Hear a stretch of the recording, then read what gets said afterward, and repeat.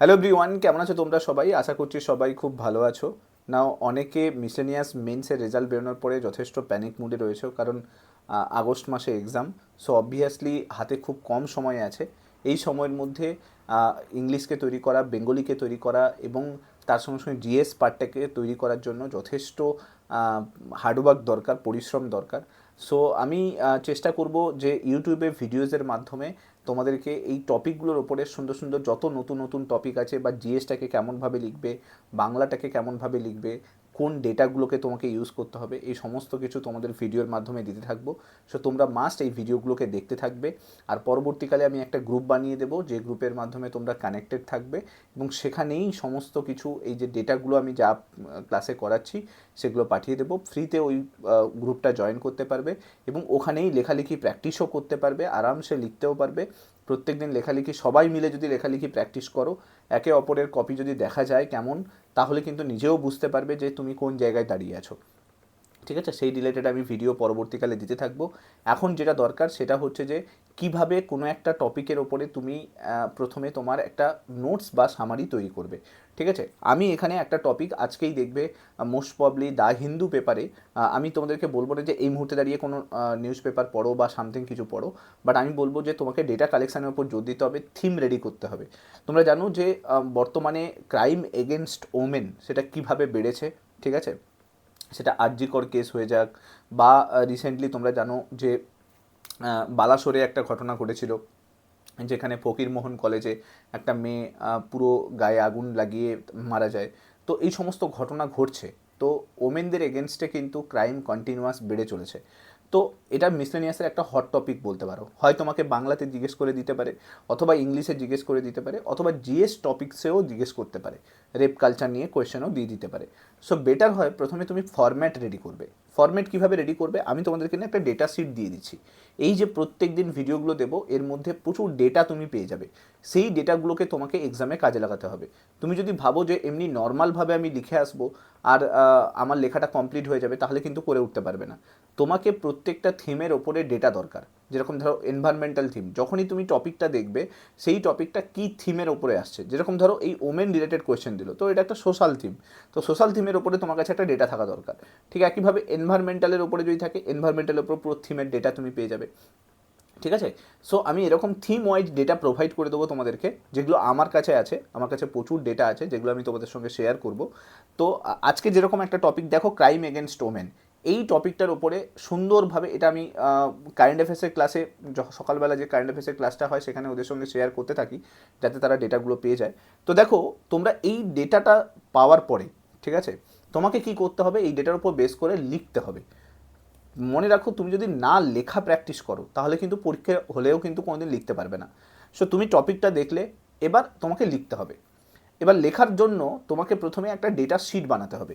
যেরকম ধরো ওমেন, এখন ক্রাইম এগেনস্ট ওমেন, এর উপরে তোমাকে ডেটা শিট আমি দিয়ে দিচ্ছি। এটাকে ভালো করে দেখো। এখানে যেরকম দেখো যে প্রথমে আছে কি, কেসগুলো সম্বন্ধে জানো, যে কোন কোন কেস ওমেনদের রিলেটেড হয়েছে সেগুলো জেনে নিলে তুমি একবার।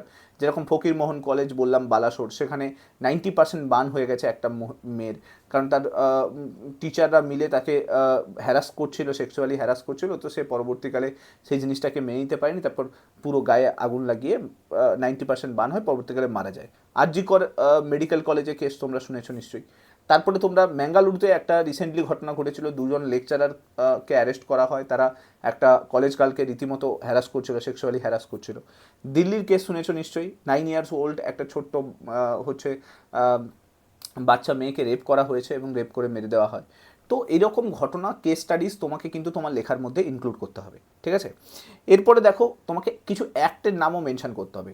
অ্যাক্ট, এরকম ক্রাইম এগেনস্ট ওমেনের উপরে অ্যাক্ট যদি দেখো, sexual harassment act, at work place act 2013 এসছে। বিশাখা গাইডলাইন, সুপ্রিম কোর্টে একটা গাইডলাইন্স এসে, সেই গাইডলাইন্সকে মেনশন করতে পারো। এরপরে তোমাকে যখন তুমি বডি পার্টটাতে যাচ্ছ, তখন তোমাকে কিছু ডেটা ইনক্লুড করতে হবে, যে এইরকম ওমেনদের এগেনস্টে প্রচুর পরিমাণে ক্রাইম হচ্ছে, তার প্রুফ কী। তার প্রুফ হচ্ছে এনসিআরবি ডেটা। 2022-এ এনসিআরবি, তোমরা জানো ন্যাশনাল ক্রাইম রেকর্ড ব্যুরো, একটা ডেটা পাবলিশ করেছিল। সেই ডেটাটা আমি পুরোটা তুলে দিয়েছি। সব ডেটা তো তুমি লিখে আসতে পারবে না, কিছু ডেটাকে তুমি লিখে আসতে পারো।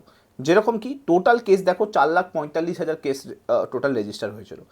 তার মধ্যে 2021-এর তুলনায় আমরা যদি দেখি বর্তমানে ডেটা প্রায় 4% ইনক্রিজ হয়ে গেছে, মানে এই ক্রাইমটা আরও 4% ইনক্রিজ হয়ে গেছে।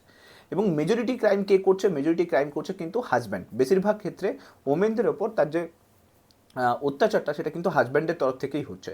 যা রিপোর্ট হয়েছে প্রায় 31% কেস রেজিস্টার হয়েছে যেখানে হাজব্যান্ডই অত্যাচার করেছে। এরপরে তুমি যদি দেখো রেপ কেস যদি দেখো, সেটা প্রায় 7.1%-এর কাছাকাছি রেপ কেস তুমি দেখতে পাবে। পার ক্যাপিটা যদি দেখি আমরা পপুলেশন ওয়াইজ, প্রায় 66% মহিলা এরকম আছে যাদের ওপরে বিভিন্ন ধরনের অত্যাচার চলছে। এবং দেখো প্রত্যেক 1 ঘন্টায়, এখানে বলা আছে এনসিআরবি রিপোর্টে যে প্রত্যেক 1 ঘন্টায় 51টা করে এফআইআর রেজিস্টার হচ্ছে। তার মানে তুমি বুঝতে পারছো প্রত্যেক 1 ঘন্টায় 51 জন মহিলার উপরে এতখানি টর্চার হচ্ছে যে তারা এফআইআর করছে, ঠিক আছে। এরপরে তুমি যে দেখো রেপ কেস টোটাল রেজিস্টার হয়েছে প্রায় 31,000 রেপ কেস রেজিস্টার হয়েছে।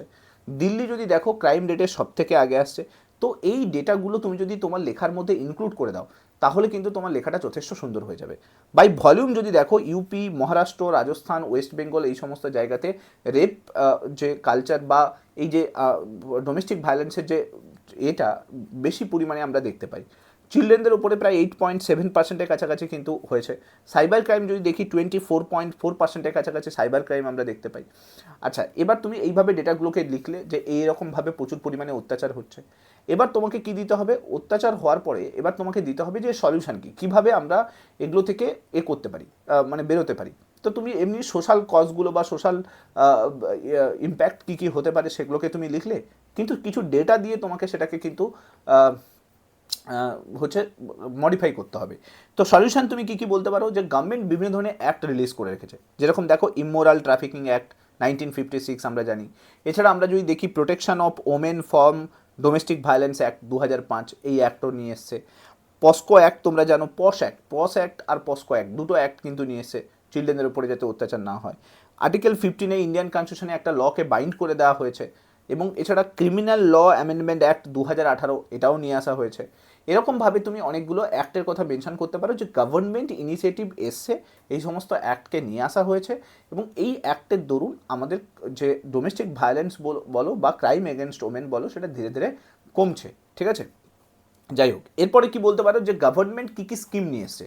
যখনই এরকম কোনো টপিকে তুমি লিখবে, জিএস টপিক হোক বা ধরো বেঙ্গলি ইংলিশের টপিক হোক, তুমি অলওয়েজ চাইবে যে স্কিম রিলেটেড কিছু হোক, মানে স্কিমটা কী হবে, গভর্নমেন্ট কী কী স্টেপ নিয়েছে সেগুলো লিখতে হবে। তো সেগুলোর মধ্যে দেখো বেটি বাঁচাও বেটি পড়াও আছে, ঠিক আছে, উজ্জ্বলা স্কিম আছে, নির্ভয়া ফান্ড আছে, এগুলোকে তোমরা ভালো করে দেখতে পারো, ঠিক আছে। বেটি বাঁচাও বেটি পড়াও এগুলো যে রয়েছে। এছাড়া দেখো আমরা যদি দেখি স্বধর গৃহ বলে একটা প্রোগ্রাম লঞ্চ করা হয়েছিল, 182 এর একটা সিকিউরিটি হেল্পলাইন নাম্বার চালু করা হয়েছিল।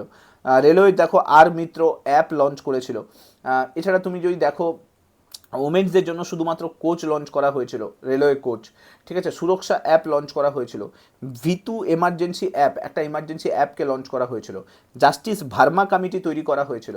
তো এইগুলো কিন্তু তুমি তোমার মানে স্কিমের আন্ডারে মেনশন করতে পারো এবং গভর্নমেন্ট ইনিশিয়েটিভের আন্ডারে মেনশন করতে পারো।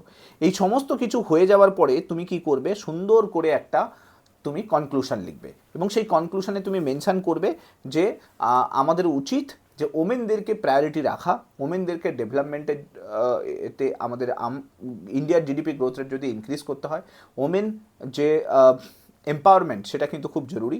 তো আমরা যদি এই ওমেনদের উপরেই অত্যাচার করতে থাকি তাহলে আমাদের যেটা আমরা স্বপ্ন, যে জিডিপি গ্রোথ রেটের কথা আমরা বলছি, যে 3 ট্রিলিয়ন ইকোনমির কথা বলছি, সেই ইকোনমি কিন্তু আমরা কোনোদিনই পৌঁছতে পারবো না, ঠিক আছে। তো জেন্ডার গ্যাপ ইকুয়ালিটিও কোনোদিন কিন্তু কমবে না। তো এই জিনিসগুলোকে কিন্তু তোমাকে কনক্লুশনের মধ্যে সুন্দর করে তুলে ধরতে হবে, তাহলেই কিন্তু লেখাটা একটা সম্পূর্ণতা পাবে। এইভাবে তোমাকে লিখতে হবে।